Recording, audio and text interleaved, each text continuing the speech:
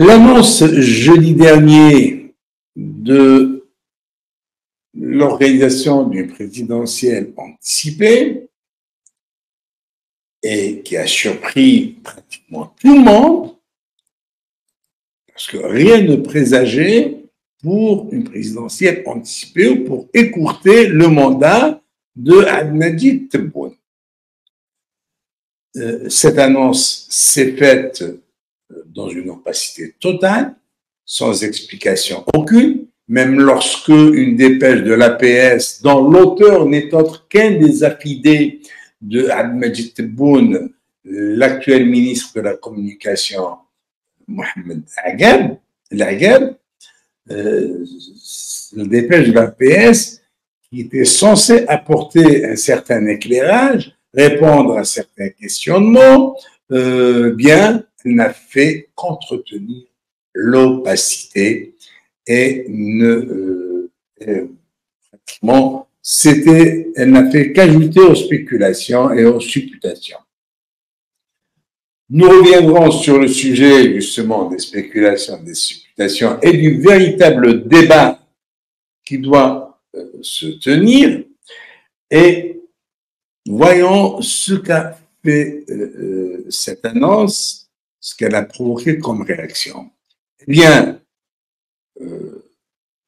certains partis politiques ont réagi de manière très timide, certains ont soutenu sans dire s'ils vont participer ou pas aux prochaines élections. D'autres ont émis quelques réserves très timides parce que tout le monde voit la main des décideurs derrière le projet. Eh bien, parmi les partis politiques qui ont réagi, on note celui du Parti des travailleurs, dont le bureau politique s'était réuni le dimanche 24 mars sous la présidence de Louisa Hnoun, l'inamovible présidente du PT. Et voilà ce que nous pond ce parti trotskiste. Dans les membres eux-mêmes, dans beaucoup de militants, beaucoup de ces membres du bureau politique ne savent rien du trotskisme, encore moins du peuple algérien. De prime abord, dans le communiqué qu'il a diffusé, ce parti dit qu'il ne peut ignorer une aussi importante échéance électorale, ce qui est tout à fait normal. Mais il ajoute qu'il refuse de spéculer sur les raisons et l'origine de la décision du président Abdelmadjid Tebboune. Magnifique. Donc, on ne va pas analyser, on ne va pas débattre, on ne va rien dire, parce que tout débat, toute analyse n'est que spéculation aux yeux de Madame Louisa Hnoun et sa poignée de militants du bureau politique. Évidemment, on nous dit, tout en respectant la liberté d'opinion de chacun, le PT refuse de s'engager dans des interprétations ou des spéculations susceptibles de répondre à la confusion et l'incertitude. C'est-à-dire, bon peuple, écoutez, apprenez l'information et taisez-vous. Parce que toute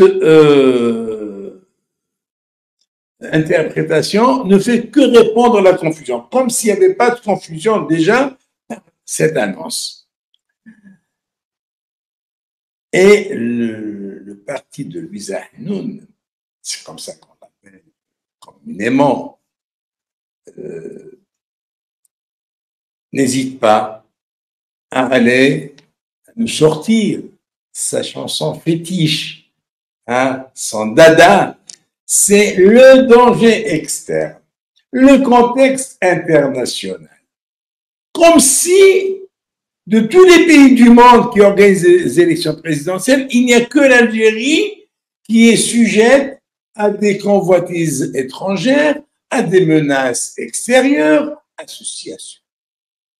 Et pourtant, des pays plus forts, plus intéressants que l'Algérie. L'Algérie qui ne compte plus rien sur la scène diplomatique. L'Algérie qui ne compte plus rien sur la scène internationale, qu'on le veuille ou pas. L'Algérie ne pèse pas lourd devant l'Arabie Saoudite, devant le Qatar, devant les Émirats Arabes Unis, devant le Oman, devant tous ces États qui, à part l'Arabie Saoudite, qui est quand même une grande surface, mais tout le reste, ce sont des États microscopiques qui ont la dimension géographique d'un quartier d'Alger, de l'un des quartiers d'Alger. Eh bien, le Qatar pèse plus lourd que l'Algérie. Les Émirats pèsent plus lourd que l'Algérie. L'Arabie Saoudite de même. Et puis, il y a d'autres pays qui émergent.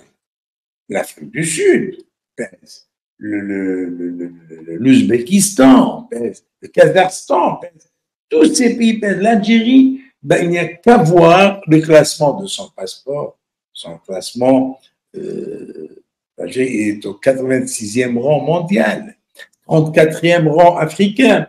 Il n'y a qu'à voir la monnaie, le dinar algérien, ce qu'il représente sur la place financière mondiale.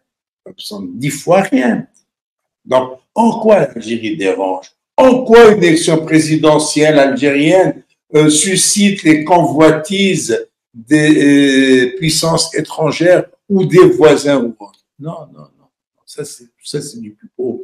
Alors, que nous sort le PT, Parti des travailleurs, il nous dit, dans ce contexte, il est apparu clairement que notre pays est directement visé dans sa stabilité et son intégration du fait des projets sionistes qui prévoient de disloquer toute la région. Mais arrêtez de chanter ça, c'est une chanson éculée.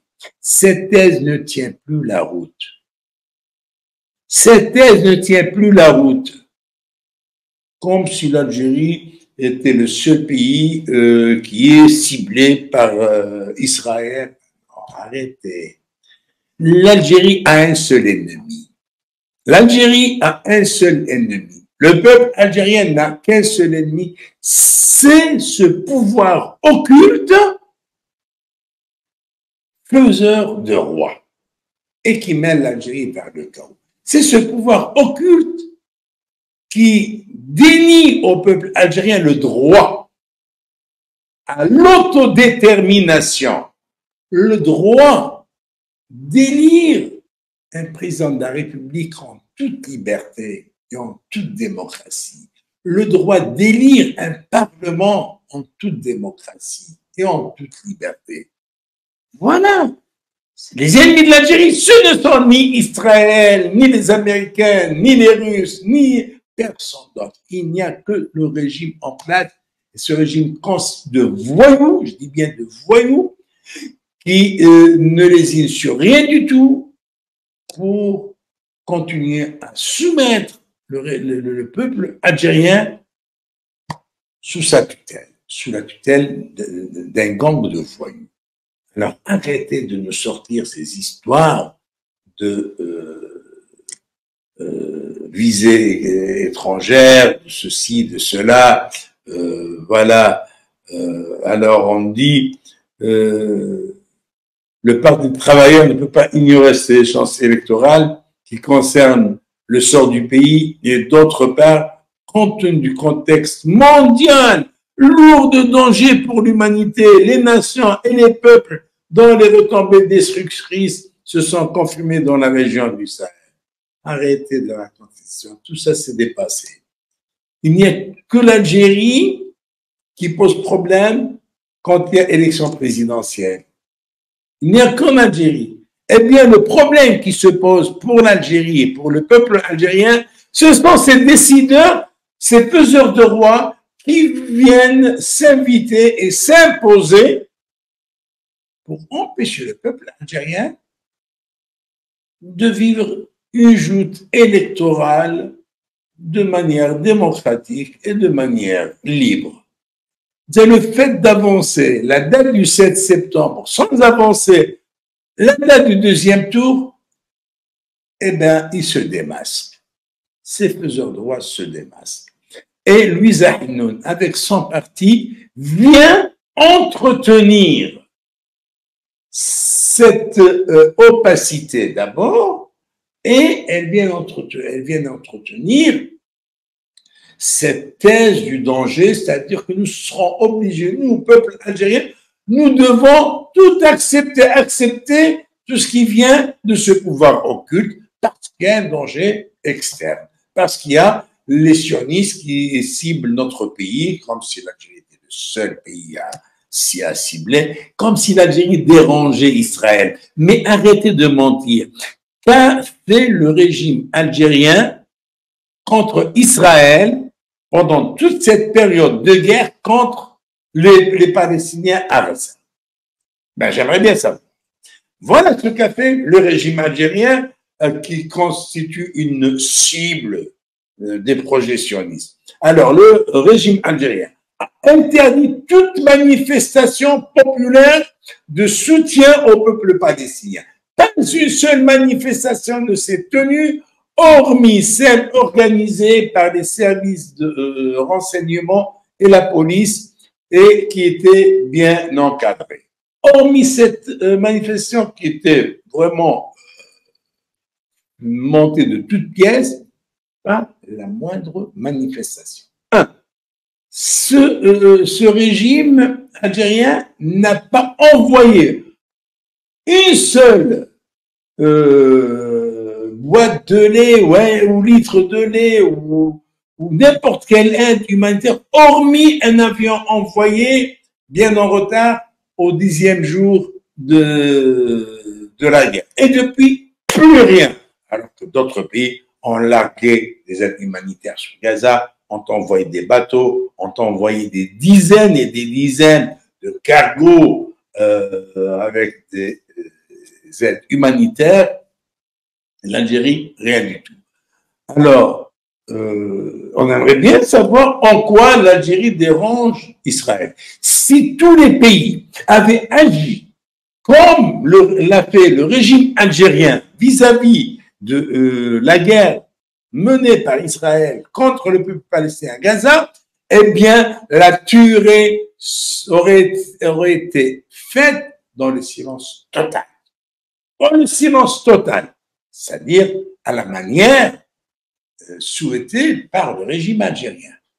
Si tout le monde avait fait comme l'Algérie, pas de manifestation, pas d'aide, pas de... Même les Algériens qui sollicitent l'aide du pouvoir en place pour les faire sortir de cet enfer n'ont pas trouvé la moindre oreille attentive. Alors, arrêtez de nous raconter, de nous sortir vos histoires de Palestine, de sionistes, ceci, d'impérialisme. Oui, là, il vous montre l'impérialisme, il n'y est plus. Voilà.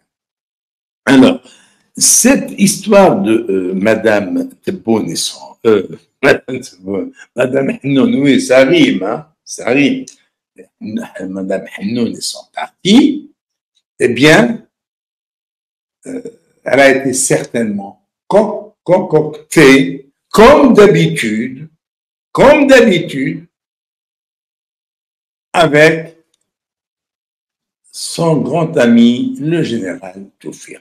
Parce que le général Toufir a commencé à s'agiter lui aussi. Le général Toufir a commencé à envoyer des émissaires un peu partout. Il a commencé à sonder les éventuels candidats qu'il compte parrainer. Parmi les premiers candidats qu'il a sondés, qu'il a contactés, des candidats qui sont trop vieux, les Morded Sifi, c'est-à-dire des vieilles figures, c'est tout ce qu'il connaît. Et tout récemment, il s'est rappelé qu'il y a un certain Abdelaziz Blaïd. Ce Abdelaziz Blaïd a été contacté, selon nos sources, qui ont toujours dérangé les services secrets et les décideurs par la qualité de leurs renseignements et par la véracité de leurs renseignements, nos sources indiquent que le général Tawfiq a envoyé des messages à Abdelaziz Belaïd, qui est à la tête d'un parti microscopique et qui n'est bon qu'il se manifeste que lors des présidentielles. Donc, Tawfiq compte bien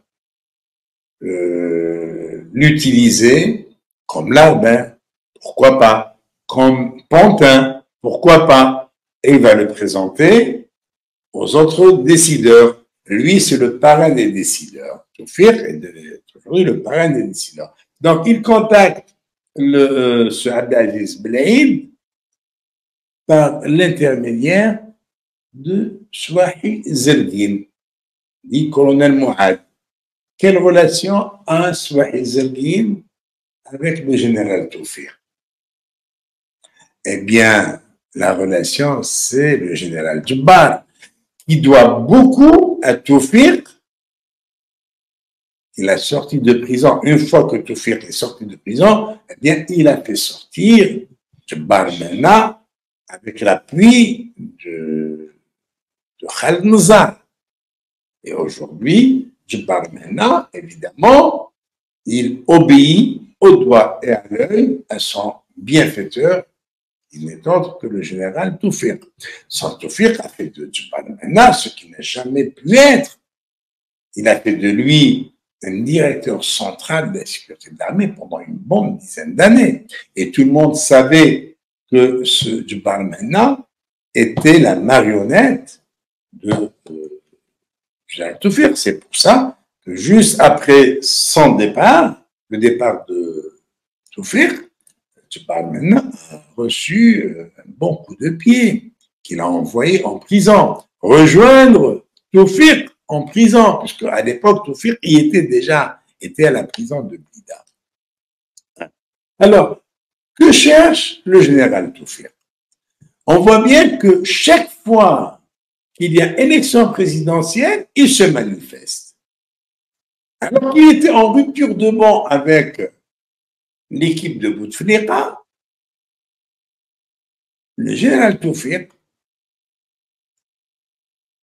profitant du désarroi dans lequel était plongée l'équipe de Bouteflika, notamment son frère Saïd, eh bien, il avait profité de l'occasion pour prendre attache avec Saïd Bouteflika et lui faire quelques propositions.